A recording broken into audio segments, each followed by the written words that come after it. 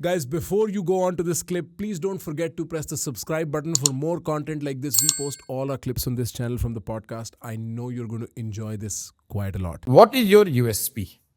किस चीज पर आप समाज में अपनी बात रखना चाह रहे हो? हम लोग ये कह रहे हैं कि बिहार में आप अपने बच्चों के लिए वोट दो, उसके शिक्षा और रोजगार के लिए वोट दो। क्यों कह रहे हैं? ये ऐसी बात नहीं है कह रही है, तो बात हर आदमी कहता है, ऐसी बात नहीं है। इसके पीछे पूरी एक थिंकिंग है। मेरा ऐसा मानना है कि लोकतंत्र में किस व्यक्ति को आप वोट देते हैं इसका बहुत इंपॉर्टेंस नहीं है। इंपॉर्टेंस इस बात का है कि वोट किस बात के लिए देते हैं।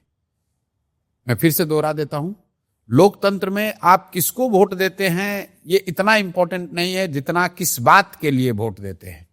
इसको बताने समझाने के लिए मैं बिहार में पिछले 2-2.5 साल से जो कर रहा हूं, मैं लोगों को बताता हूं कि भाई ये बताओ, और मेरी किसी सभा में आप जाओगे तो मैं निश्चित तौर पे ये बात करता ही करता हूं। मेरा पहला सवाल होता है लोगों से, और मैं हाथ उठवा कर वोट कराता हूं कैमरे पर, कि बताओ कि आपके गांव में, आपके पंचायत में, शहर में और कुछ हो या न हो, आपके बच्चों के लिए बढ़िया पढ़ाई और रोजगार होना चाहिए कि नहीं होना चाहिए? सारे लोग हाथ उठाते हैं, बिल्कुल भैया ये तो होना ही चाहिए। चाहे वो व्यक्ति पढ़ा लिखा हो या अनपढ़, चाहे वो गरीब हो या अमीर, अगड़ा हो या पिछड़ा, हिंदू मुसलमान, महिला पुरुष, बुजुर्ग युवा, सब यही कहते नहीं भैया होना ही चाहिए। उनको पता नहीं कि नेक्स्ट सवाल क्या है। फिर मैं कहता हूं अच्छा, अपने अपने बच्चों का चेहरा याद करो और याद करके ये बताओ कि आप में से किसने जीवन में एक बार भी अपने बच्चों के पढ़ाई रोजगार के लिए वोट दिया है। मैं आपको बता रहा हूं, आज तक बिहार में 2.5 साल में एक आदमी ने हाथ नहीं उठाया। अच्छा, नहीं उठाया? नहीं उठाते क्योंकि बच्चों की बात है ना। हाँ, सच बोलेंगे झूठ तो बोलेंगे। मैंने आपको पहले कहा सर्वे, मैंने जानता हूं कि सर्वे में लोग क्या कहते हैं। हाँ, ठीक बात। इसलिए मैं कहता हूं पहले अपने बच्चों का चेहरा याद कर लो, ठीक, और बताओ कि क्या आप में से किसी ने अपने बच्चों के पढ़ाई रोजगार के लिए वोट दिया है? तो समाज में चेतना इतनी है, वो बच्चों के नाम पर झूठ नहीं बोलते हैं, लोग कहते हैं नहीं दिया है। तो फिर मैं कहता हूं भाई, जब तुमने अपने बच्चों के पढ़ाई रोजगार के लिए वोट ही नहीं दिया तो फिर वो मिलेगा कैसे? लेकिन फिर आपका सवाल हो सकता है कि भाई इसका क्या गारंटी है कि शिक्षा रोजगार के लिए बच्चों के लिए वोट देंगे तो मिल जाएगा? नेता तो हमेशा झूठ बोलता है। ये भी संभव है कि आप शिक्षा रोजगार का बात कीजिए, ना मिले हमको, किसको वोट दें? तो हमने जो फॉर्मूला बनाया है, बताता हूं मैं, कि आप वोट चाहे किसी को दे दीजिए, अगर शिक्षा रोजगार के लिए वोट दीजिएगा तो मिलेगा ही मिलेगा। कैसे, वो मैं समझा देता हूं। कि भाई बिहार में आपने 5 किलो अनाज के लिए मोदी को वोट दिया, बिहार में चाहे जितना भ्रष्टाचार है 4 किलो अनाज सबको मिल रहा है। बिहार में लोगों ने हिंदू मुसलमान के नाम पर भाजपा को वोट दिया, तो ये राम मंदिर अयोध्या में बनना चाहिए इसके लिए वोट दिया, सारे हिंदू एक हो जाइए, अयोध्या में राम मंदिर बनना चाहिए। तो मैं लोगों को बताता हूं कि भाई देखो, तुम्हारे गांव में नाली गली सड़क फैक्ट्री अस्पताल हो चाहे नहीं, अयोध्या में राम मंदिर बन गया। आप में से बिहार में कई लोगों ने वोट दिया नीतीश कुमार को कि भैया यहां बिजली आना चाहिए, सड़क आना चाहिए। लालू जी के जमाने में बिजली नहीं था बिहार में, तो नीतीश के इस बदहाल बिहार में चाहे जितना कष्ट हो, बिजली देखो घर घर आ गई है। लालू जी की बात देख लो, जिन लोगों ने लालू जी को वोट दिया वो कहते हैं कि लालू जी के राज में कुछ नहीं हुआ। लालू जी कहते हैं नहीं, हमने गरीबों को आवाज दिया, सम्मान दिया। मैं लोगों को बताता हूं कि लालू जी के राज में पढ़ाई नहीं हुई, रोजगार नहीं हुआ, सड़क पानी बिजली नहीं मिला, लेकिन जो गरीब और पिछड़े थे उनको आवाज और सम्मान तो जरूर मिला। ये मानने में कोई दिक्कत नहीं है। बिहार में लोग कहते हैं हम जाति पर वोट देते हैं, हमें भैया और कुछ हो चाहे नहीं, जो जाति का तुम्हारा नेता जीत कर गया वो तुम्हारे लिए पढ़ाई रोजगार का व्यवस्था किया चाहे नहीं, जाति का जनगणना जरूर कराया है। कई लोगों ने वोट दिया, कहा हम तो मोदी जी का भाषण सुनकर वोट दिए हैं कि मोदी जी गुजरात में बड़ा विकास किए हैं, बिहार में भी वैसा विकास होना चाहिए। तो मैं कहता हूं बिल्कुल ठीक बात है, तुमने वोट दिया गुजरात के विकास के लिए, तो गुजरात में तो विकास हो ही रहा है, और तुम्हारे बच्चे गुजरात में जाकर नौकर मजदूर बन ही गए हैं। अब आप हंस रहे हो, देखो लोग भी ऐसे कहते, अरे ये तो बात बिल्कुल सही है, बात तो बिल्कुल सही है। अरे वोट आपने चाहे मोदी को दिया कि लालू को दिया कि नीतीश को दिया, जिस काम के लिए दिया वो काम हो रहा है। और आपने अपने बच्चों के नाम पर कहा कि आज तक किसी को अपने बच्चों के पढ़ाई रोजगार के लिए वोट नहीं दिया।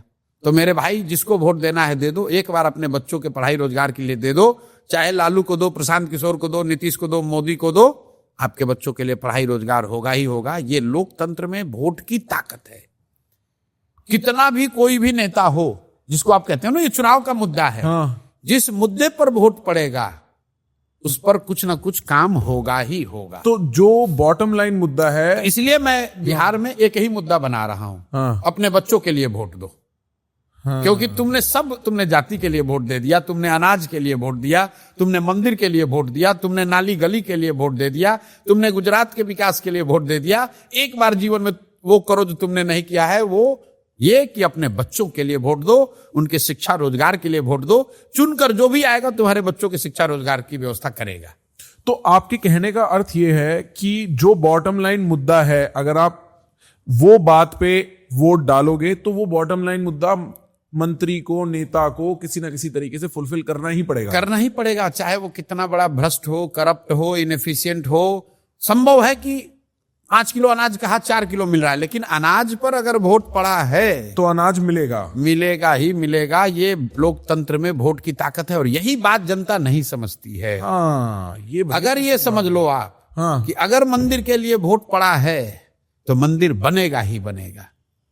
आज बने या 2 वर्ष के बाद बने, पर बनेगा ही बनेगा। ये लोकतंत्र में ताकत है आपकी। तो सर फिर क्या ये बात कहना फेयर है कि इशू एक में आप जैसे देख लो, मंदिर की बात, ठीक, मंदिर पर जब वोट पड़ गया और भाजपा जीत कर आ गई तो भाजपा तो उसके पक्ष में है ही, कोर्ट ने निर्णय दिया, मंदिर बना। लेकिन जो सो कॉल्ड उसके विपक्ष में थे वो भी अब उसका विरोध नहीं कर रहे हैं। ये लोकतंत्र में वोट की ताकत है। तो फिर इशू सिर्फ इतना ही रह गया कि एक बार में एक ही मुद्दा उठ सकता है?